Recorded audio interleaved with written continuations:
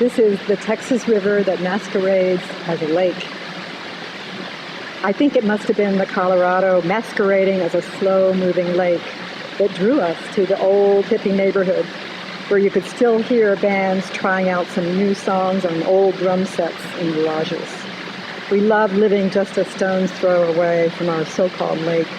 which was actually one of the series of big bulges in the coils of the snake that was the Colorado before the dams tamed it into widened reservoirs. We would launch our kayaks from the little park where Bob, the harbor master, would make wisecracks about our dogs in their bright orange life vests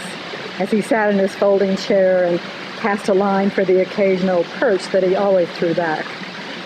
We'd paddle upstream to the narrow inlet we pretended was a tributary of the Amazon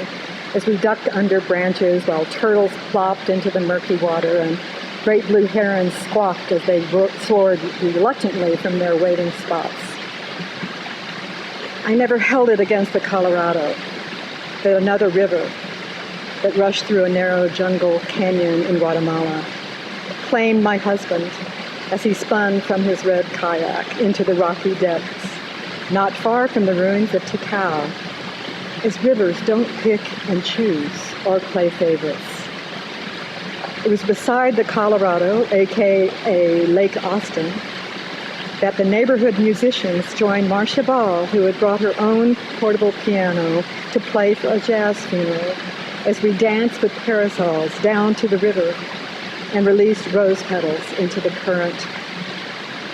And now every morning, I walk down to the river that masquerades as a lake, and I sit on the new fishing pier to watch the sunrise